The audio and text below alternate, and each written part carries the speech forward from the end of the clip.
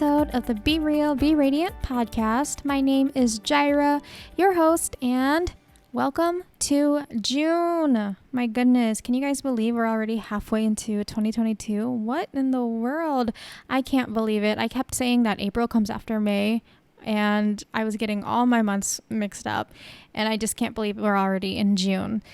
But welcome, and thank you also to all who tuned in to last week's episode on navigating life after tragedy and trauma, Mental Health Awareness Month. And wow, all the messages that I received from you guys, and where the episode was being listened to, was being played, was incredible. And it's definitely an answered prayer.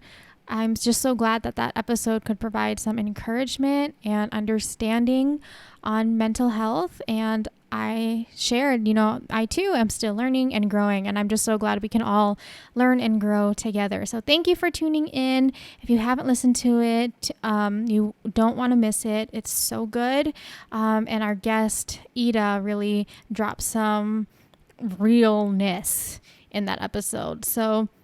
But for now, this week's episode, I'm nervous, y'all. I'm nervous to share this one. But you guys already know what it's about from the podcast episode title. But it's quite similar to episode 2. And it's basically about my skin. Episode 2 was about kind of a general overview on what's happening with my body and all the things my skin has gone through ever since I was an infant, literally. But this one specifically is something that I never, ever saw coming. So just to preface a few things before I get started. One is I'm not a doctor, obviously. Literally, I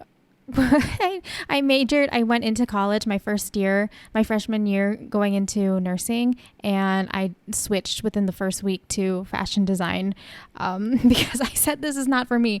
But anyways, I am not a doctor.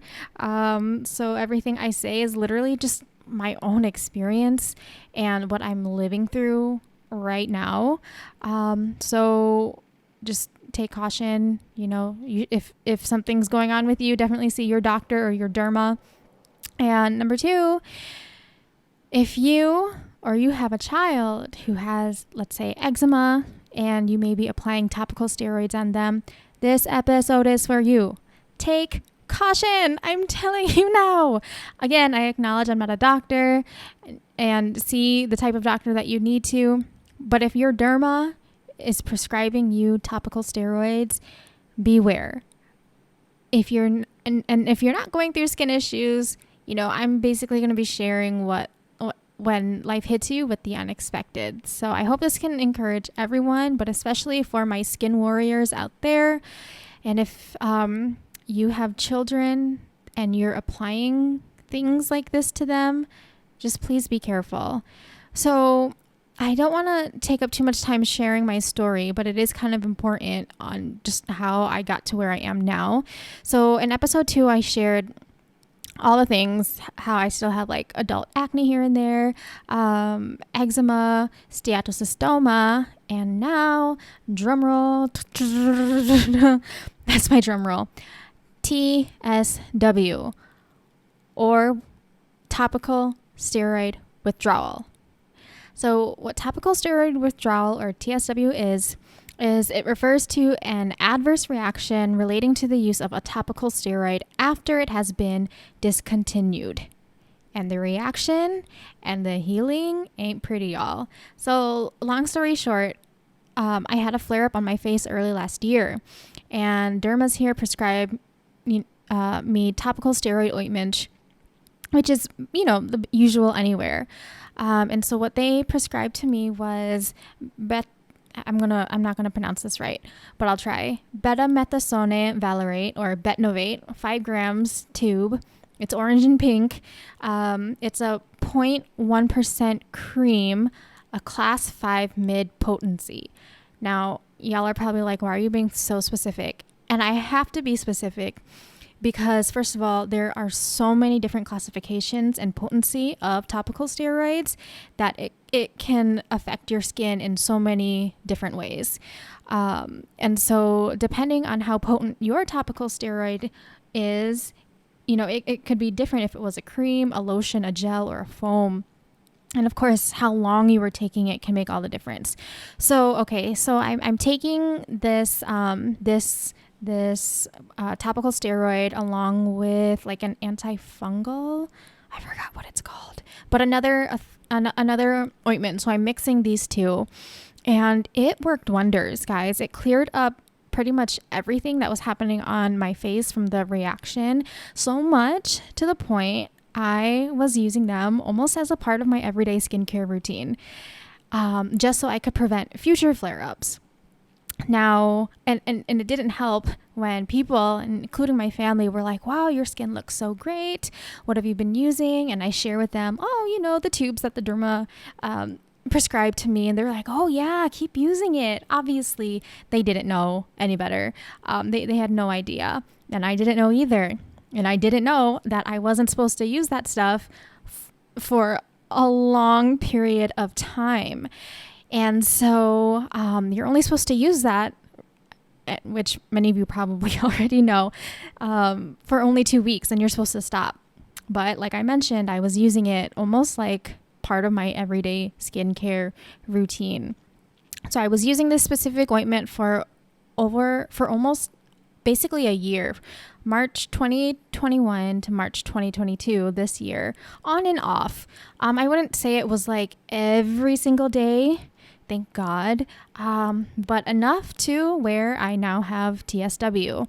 So after I saw that they worked wonders, but something told me to stop and that I shouldn't be dependent on them. And when I did stop taking it and applying it, my skin became worse than ever before, even before I went to the derma, even before she prescribed these creams for me. Excuse me.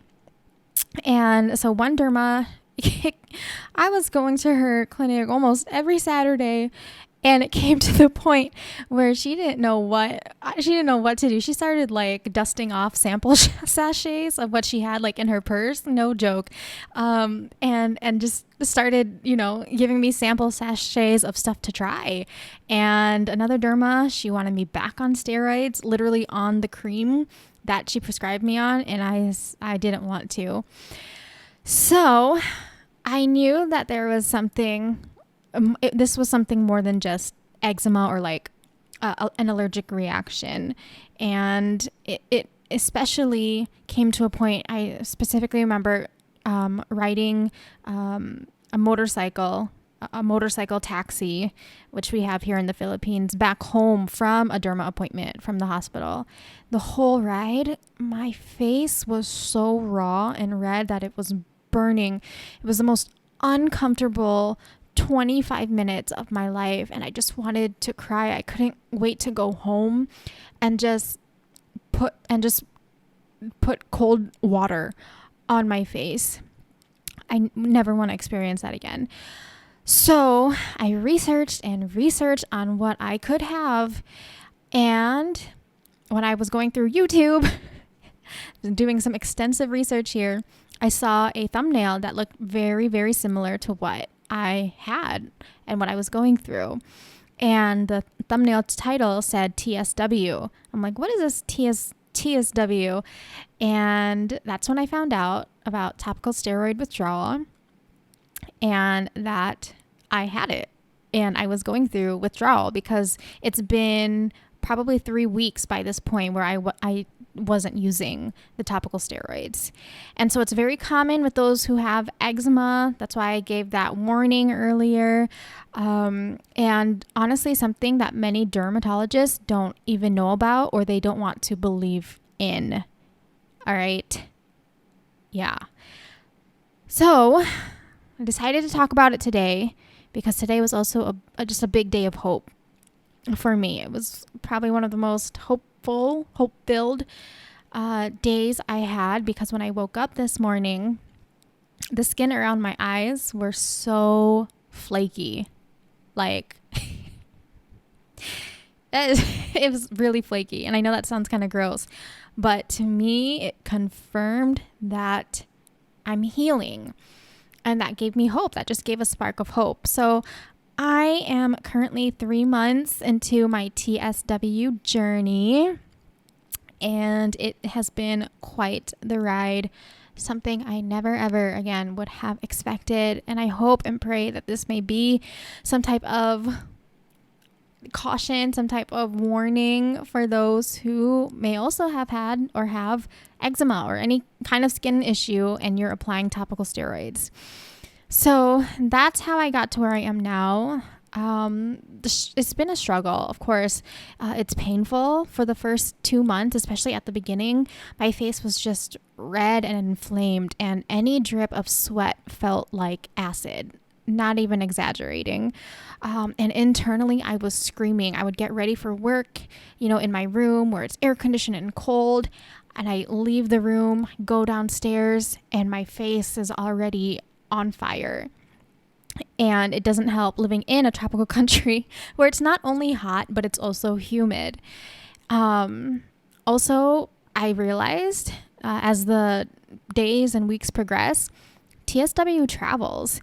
That's why it's on my neck and going on my arms now. And I obviously wasn't applying it on my neck. I wasn't breaking out or had a reaction on my neck. It was only on my face. But of course, like anything that gets absorbed into your skin, especially if it is pretty potent, that I've learned from the research that it can travel. So what's on my face is now on my neck. Today, because of the spark of hope that I had, I said, okay, I'm going to take a picture. This is probably going to be the only pictures I take of this because I really don't want too much of a remembrance, but I do want people to see what it can look like at 3 months if you've taken a topical steroid for a year. So I'm not going to post it on IG or Facebook, at least not anytime soon. If you want to see it, I plan on posting it on the blog, on the real, what's my blog's title? The-radiant-look.com. Okay. And so, so you'll see it. My neck and like my chest is red, and then I'm seeing like bumps on my arm, which isn't pretty. And stiff face and the stiff neck, like I can't move. Honestly, sometimes I can't move my face, so it feels like I got Botox. Not that I've ever gotten Botox, but it feels so tight because my skin is trying to heal. And my skin is trying to like regenerate. So sometimes I can't move. There's no expression on my face except for my lips like pursing and I'm trying to talk. So, that's why if you've ever talked to me in the past few months and I look kind of weird, that's why. Sleepless nights. It's also something as TSW keeps you up with scratching and it's just uncomfortable. I've probably gotten average every night 3 to 4 hours of sleep during this journey. And it all comes part of the package. Obviously, there's social anxiety. Thank God for makeup, as I've always been saying. But obviously, when I don't have it on, it's very evident, very clear that there's something going on. My face is red. It's inflamed. And just even like a few nights ago, my cousin and I were passing in the hallway in the house. And he was like, "Are you sunburnt?" I wish it was just merely sunburn, and I had to do this whole explanation. But yeah, social anxiety is definitely there. I'm a little frustrated that this wasn't happening, at least during lockdown. Literally the only opportunity we all ever had in the world to not see anyone. This has to happen after lockdown. It's all now happening when I'm about to see people. We're going out more, but it is what it is. So if you, especially those in the women's ministry I'm a part of, especially since our first in-person fellowship is this Thursday, if you see me and my face color doesn't match my neck color because of my foundation and my neck is as red as Christmas, you know why. Or if you see my face flaking, or you see me rubbing my neck, trying not to fully scratch it off, or if you see me, especially wearing silk scarves in 95-degree weather and it not making sense, well, now you know it's because I'm going through something called TSW. Another struggle is, of course, when the dermas don't believe you or even understand what TSW is. And I've just recently gone through that. It's they don't even they just don't understand. They don't believe in it. They don't think it's real. And I've been finding out that that's not just a thing here in the Philippines, but also in first world countries, dermatologists are not aware of TSW. So it's been a lonely journey.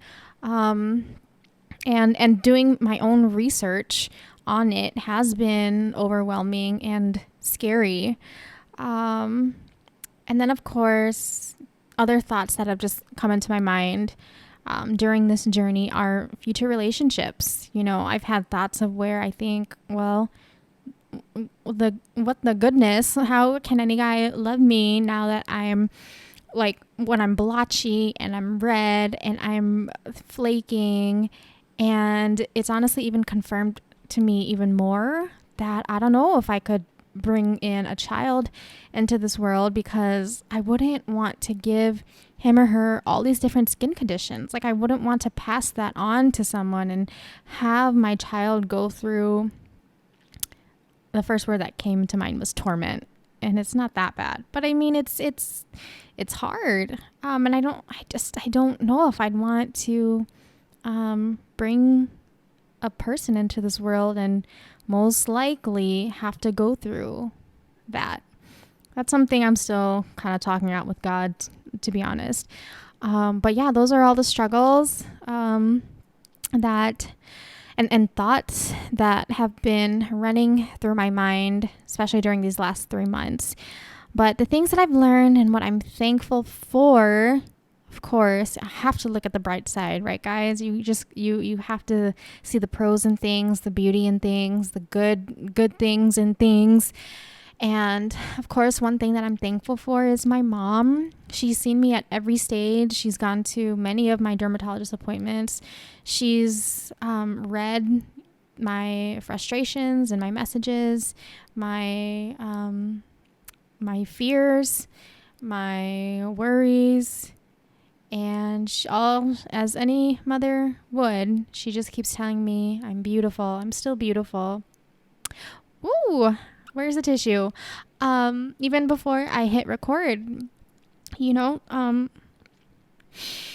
before I hit record for this episode, and I told her I was going to talk about TSW, and I even showed the photos I plan on posting on the blog, because she should be the first one to see it. And the first thing that she told me was, "You're still beautiful." And it obviously is so encouraging, and I'm just so thankful that she's been a part of this journey with me. Wow. I need Kleenex. Okay. And another thing I'm thankful for is the internet. And reading up on others who have been going through it. And if this is something you're going through, if you're out there and you're not just a listener just kind of passing through, but you're actually going through this, or you've been applying topical steroids on yourself or on your child, get a pen, paper, or take out your notes on your phone and write down these resources that I've found to be super helpful, just from learning what TSW even is, what it does, why we get it, and then other resources that have just encouraged me. So one of them is the Skin on Fire documentary. You can just type that on YouTube. I think it's like 30 minutes long, and it's short, but it's meaty. And I'm so glad that they created a documentary like that, and it goes through the lives of like 5 or 6 other TSW patients and sharing their experiences. It's pretty good. And it's so, I mean, even the title itself, Skin on Fire, couldn't be any more true, because literally your skin feels like it's on fire. So that one, and then also another YouTube video And the title is Interview with Dr. Rappaport, TSW Addiction / TSW Withdrawal. So those two YouTube videos are really good. When it comes to learning about the potency and even seeing and understanding the phases, which helped a lot of TSW and what to expect if you do decide to go down that path, is a website called Decoding Topical Steroid Withdrawal.com with Jing Rui. She is, I believe, Singaporean and one of the first to really experience.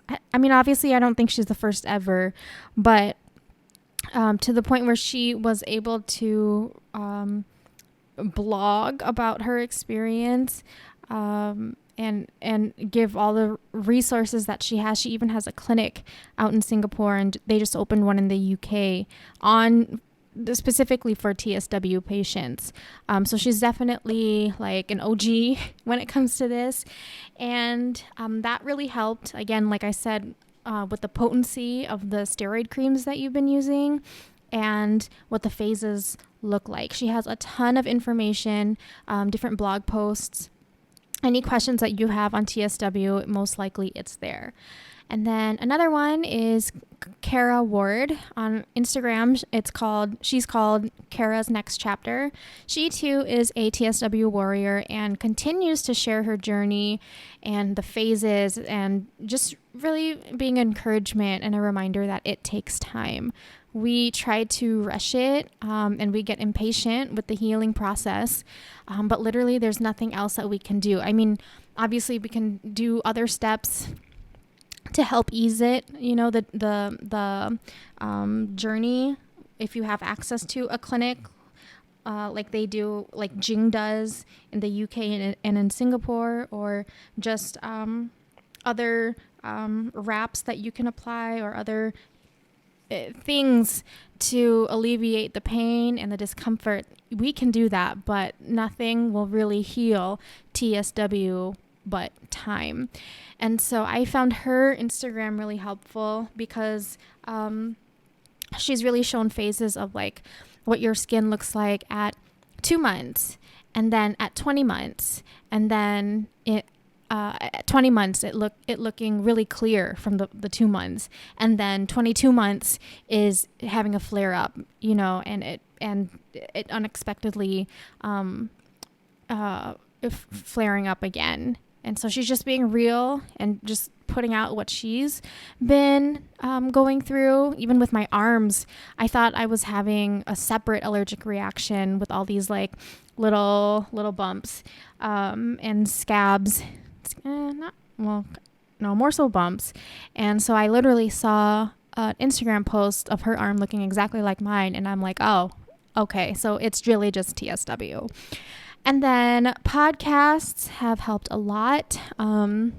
It's especially when I'm just low and I feel myself kind of going in the domino, what is it? Like my thoughts just kind of on a downward spiral, I should say. I listen to podcasts.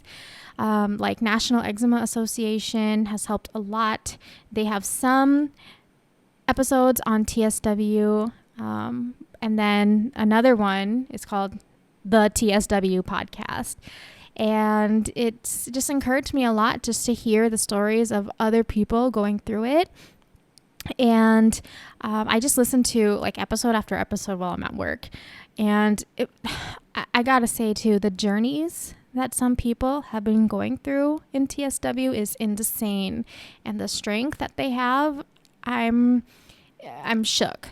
Because for me, right, I was using topical steroids on and off for a year. These guys have been using topical steroids since they were a baby. And their parents, if their parents saw them with a flare or with eczema, they just put topical steroid because especially back then, they didn't know any better. So they were putting lotions and gels and creams and giving all these tubes. And so some of these people have been using topical steroids for decades, 20 years, 30 years. And when they decide to withdraw, And when they decide to go through TSW, it's nuts. Their skin, like, I'm so grateful. Mine, it is not like that, because their skin is literally like, is literally chunking, like chunks of skin is falling off. At night, they wake up and it's just, the sheets are just with oozing, of their skin, and it trying to heal, and there's flakes everywhere, and they have to take sea salt baths, and that's the only place where they find solace and comfort, is if they're in the tub for hours, just their skin in the tub. It's nuts. It's crazy, and I give them props. I really do. And speaking of, our bodies and just the skin, I'm amazed too of just how the body works. And I've had a greater appreciation how God created it.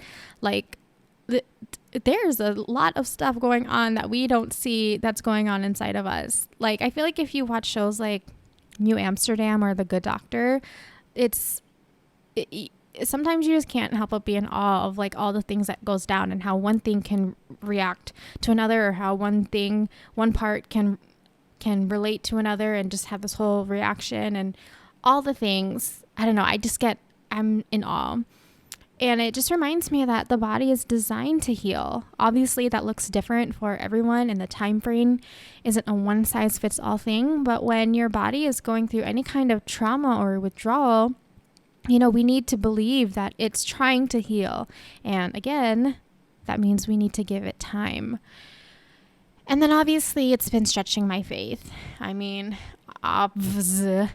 what I've blogged and vlogged for over 10 years online has been put to the freaking test during this journey. I've been so open and vocal on your inner beauty is more important than your outer beauty, and that God looks at the heart first, and your outer beauty doesn't mean anything if your inner beauty is looking ugly. And I've had moments where I've just felt ugly, both on the outside and the inside. And so I've had to do heart checks on a daily, almost hourly basis. It feels like, am I bitter that this happened to me? Am I worried? Is the joy of the Lord really still my strength? And so all these questions, I have to ask myself, and make sure that inner beauty, that radiance, doesn't get dimmed during this process. That, my outward body is wasting away. That's a Bible verse. I forgot the reference, but it's literally wasting away. Because of, the world and what it is, but it's also trying to regenerate, if you know what I mean. My skin is trying to heal. But is my faith still strong? Is it still grounded in who God is and my identity in Him? So that's the struggle of what's been happening, but also the things I've been learning and the things I've been grateful for. And it just reminds me, of the unexpected things that can happen in life. And I think of insurance, when they always say, like, the unexpected things happen. It's not a matter of if, but when something happens. So maybe for you, it's not having an unexpected skin reaction or a skin condition, but perhaps for you, it's an unexpected job loss, or an unexpected relationship ending, unexpected betrayal, an unexpected loss or death. And it's the reality of life, right? The unexpected really happens. And I'm so glad I went to church today, because when I saw that my eyes were flaking this morning when I got up, I was like, well, dang, how am I supposed to go to church? Like, my makeup's going to look all kind of cakey. But then I was like, no, I really need to go. If I feel like I don't want to, I need to even more so push myself to go and just have that time with the Lord. So anyways, the pastor talked about worry today, and it really hit me, obviously. And he said you know why you worry? The root problem is not that you lack faith. The root problem is that you do not know the object of your faith. How can you trust God when you do not know him? How can you put your faith in someone you don't know? And so he was just going back to worry, because the Bible commands us not to worry. But why is it that us Christians, we end up worrying, especially when the unexpected things happen? And so it was just a great reminder, who God is to me. Who do I really believe that he is? Do I really believe the things that I proclaimed online and on the blogs and on my captions and on videos, that he is a healer, that he is a restorer, that he is with me, and that he'll never forsake me? Do I really believe who I am in him, and that my identity is in him and not in anything else of this world? And he also went on to say that your security lies in God's hands. God's purpose in your life will be accomplished. And so it just also reminded me, it made me think, and also what motivated me to put this episode out is that if this happened to me, if TSW happened to me and God allowed it to happen, then I don't want it to go to waste. And I want it to be an encouragement and give some type of hope to others out there, whether they're going through it or not, that we don't have to get hit and knocked down by the unexpected things that happen, but we can overcome them, and that God's purpose in our life will still be accomplished. Does that mean it will be easy and that he'll let it, let us go the easy route? No, but it will happen. He'll make it happen. So I just want to end with this verse, and obviously it's hit home for me so much, and something that I cling on to literally on a daily basis.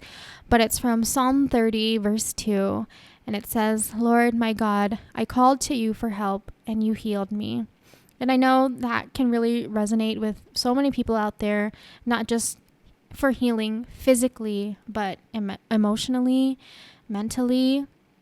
Healing is so much more than just the physical. I know it goes so much more beyond that. There are so many other, facets of healing and areas of healing that we all need. And I'm comforted, and what gives me comfort on the day-to-day, even if I'm flaking, even if my whole neck and above my chest is red and feels like leather, and even if I'm covered up, even though I just want to be in shorts and a tank top in this tropical country, or even when I get conscious of people looking at me and seeing, not perfect skin, or seeing seemingly flaws on my skin. This is what I hold on to, is that when I call to God for help, he's there, and he will be with me, and he's there for you also. And he will never let you go. He will never leave you.